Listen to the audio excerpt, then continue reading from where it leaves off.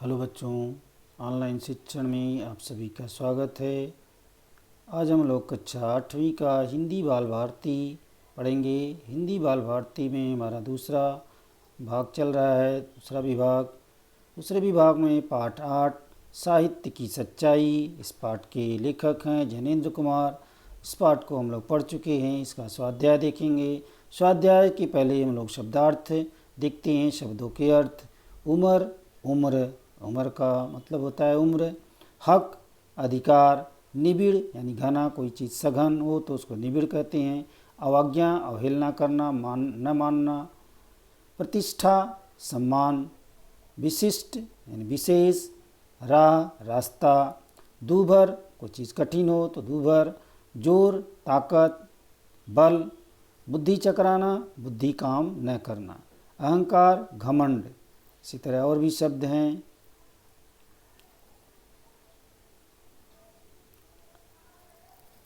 फांके, फांके यानी टुकड़ा। फांके यानी टुकड़ा। वेदना, दर्द। प्रयोजन, उद्देश्य। अज्ञेय यानी जो ज्ञात न हो। कोलाहल, शोरगुल। आसक्ति यानी मोह। ग्लानि, खेद। ओट, सहारा। सिर चकरा जाना, दुविधा में पड़ना। कन्नी काटना, अनदेखा करके निकल जाना या अनदेखा करते हुए चले जाना। जो है ये मुहावरे हैं, इनका ये अर्थ है। तो इस तरह से यहाँ पर बुद्धि चकराना, बुद्धि काम न करना, दुविधा में पड़ना, कन्नी काटना, अनदेखा करते हुए चले जाना, ये मुहावरे हैं, इनका ये अर्थ है, आपको बताया गया। आगे देखते हैं स्वाध्याय। स्वाध्याय में है सूचना के अनुसार कृतियाँ करो। जो सूचनाएं दी गई हैं उनके अनुसार आपको कृतियाँ करना है, यानी जो है प्रश्नों के उत्तर बताना है। पहला जो दिखा है कृति पूर्ण करो। यहाँ पर एक वृक्ष जैसा दिखाया गया है पुस्तक में आपको।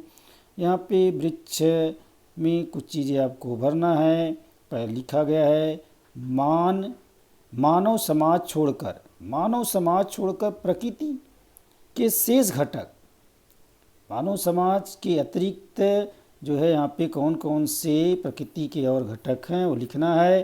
तो मानव समाज छोड़कर प्रकृति के शेष घटक, यहाँ पे नीचे लाइन बनी हुई है, उस पर आपको लिखना है।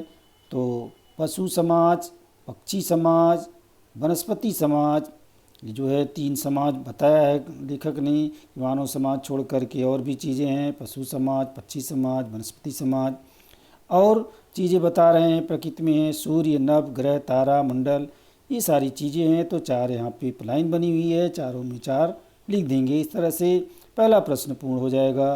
दूसरा प्रश्न है रिक्त स्थानों में कोष्ठक में से उचित शब्द चुनकर लिखो। इसका उत्तर कोष्ठक में दिया गया है, आप उस कोष्ठक में से सही उत्तर लेकर के लिख सकते हैं।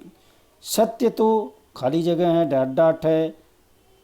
सत्य तो डॉट डॉट है यानी खाली जगह है, यहाँ भरना है। उत्तर दिया गया है सत्य, अभेदात्मक, अधिकृत। 3 उत्तर हैं, तीनों में से कौन सा सही है लिखना है। तो इसका उत्तर है अभेदात्मक, वहाँ पे खाली जगह में अभेदात्मक लिख देंगे।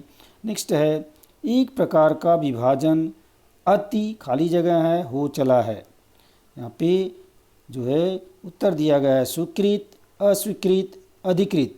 3 उत्तर दिए गए हैं। तो एक प्रकार का विभाजन अति, खाली जगह, हो चला है। इस खाली जगह में आपको लिखना है उत्तर। तो यहाँ से 3 उत्तर दिए गए हैं, तीनों में से सही उत्तर है स्वीकृत। तो यहाँ पे स्वीकृत लिख देंगे।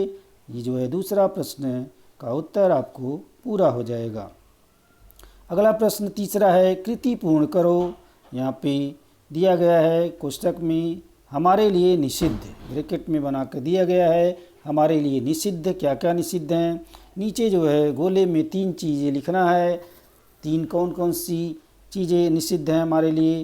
दंभ, इसका उत्तर हो जाएगा पहले में दंभ, दूसरे में अहंकार, तीसरे में आसक्ति। ये 3 चीज़ें हमारे लिए निषिद्ध हैं, दंभ, अहंकार, आसक्ति। तो इसका तीनों में 3 शब्द इस तरह से लिख देंगे और ये प्रश्न क्रमांक 3 भी आपका पूरा हो जाएगा। नेक्स्ट प्रश्न है चौथा प्रश्न थोड़ा बड़ा होगा। लेखक द्वारा दिल्ली में देखा हुआ दृश्य और उसका परिणाम लिखो। लेखक ने जो दिल्ली में दृश्य देखा क्या देखा और उसका परिणाम क्या हुआ उसके ऊपर इसको लिखना है। तो आपके सामने जो है छोटे में लिखा गया है, ज़्यादा बड़ा नहीं किया गया है। चलो इसका उत्तर छोटे में करके लिखा गया है। आप भी इसको लिख सकते हैं इस तरह से, और भी चाहे तो बड़ा भी कर सकते हैं। लेखक ने दिल्ली में एक बार सामने से एक अजब दृश्य देखा। क्या दृश्य देखा? लेखक ने दिल्ली में एक बार सामने से यानी उनके सामने दृश्य आया। क्या दृश्य आया? एक अजब दृश्य देखा कि क्या था उसमें? एक लड़की बेगाना चली जा रही थी। वह पागल थी। लड़की कैसी थी? पागल थी। वह 18-20 साल की थी। लड़की की उम्र भी यहाँ बताया गया है, 18-20 साल की थी। सिर के बाल कटे थे। नाक से द्रव बह रहा था। नाक भी कह सकते हैं, नाक से नाक बहना जैसे बोलते हैं आप लोग। तो नाक से द्रव बह रहा था। उसका रूप अपरूप था। देखने में उसका रूप बहुत बेकार अपरूप था। शरीर में कीचड़ यानी हाथों में, शरीर में पूरे कीचड़ से भीगी हुई थी। शरीर में कीचड़ लगा था। मुंह से लार टपक रही थी। उसे देखकर लेखक का मन मिचला गया। ऐसा दृश्य था उसका, घिनौना जैसा दिख रहा था कि देख करके जो है लेखक का मन मिचला गया। वह आंखें बंद करके रास्ता काट करके आगे निकल गया। लेखक जो है उस समय उस लेखक का मन मिचला गया और उसने आंखें बंद करके रास्ता काट करके आगे निकल गया लेखक। फिर जो है लेखक के अंदर कुछ विचार आया। उसके अंदर उस समय बेहद खींच थी, त्रास था। फिर लेखक का मन उस समय ग्लानि से भर आया। चले तो गए, लेखक कह रहे हैं मैं तो चला तो गया, फिर उनके अंदर एक खींच जैसी आ गई और कुछ कष्ट भी हुआ कि हमने कुछ गलती की है। उनका मन ग्लानि से भर आया। भाषा बिंदु है, उसमें जो है दिया गया है निम्नलिखित शब्दों का वचन परिवर्तन कर उनका अपने वाक्य में प्रयोग करो। आप जानते हैं वचन, एक वचन, बहुवचन, जब हम वाक्य में लिखते हैं तो कुछ ये चीज़ों को एक वचन में लिखते हैं, एक अकेली रहती है तो एक वचन में, एक से ज़्यादा रहता है तो बहुवचन में बताया जाता है। तो यहाँ पर हमें देखना है कि कौन से वचन में शब्द है, फिर उसको बदलना है। नेता, नेता एक वचन में है तो उसको बहुवचन करके हमें दिखाया जाएगा। तो नेताओं ने चुनाव का प्रचार करना शुरू कर दिया है। चुनाव का टाइम आता है तो नेता लोग चुनाव का प्रचार करना शुरू कर देते हैं। तो नेताओं ने चुनाव का प्रचार करना शुरू कर दिया, ये वाक्य बना दिया गया है। और भी बना सकते हैं अपने ढंग से। दीपावली, दीपावली शब्द यहाँ पे एक वचन बता रहा है, तो हमको यहाँ पे बहुवचन में बताना होगा। भारत में दीपावलियों में घर सजाते हैं, यानी हर बार दीपावली को दीपावलियों में घर सजाते हैं, पकवान बनाते हैं, ऐसा आप लिख सकते हैं। चूहे, चूहा से चूहे दिख रहा है यानी बहुवचन में होगा तो हम चूहे से चूहा बना देंगे, एक वचन में हो जाएगा। चूहा फसल काट देता है, किसान का जो है ये नुकसान करता है, ऐसा लिख सकते हैं।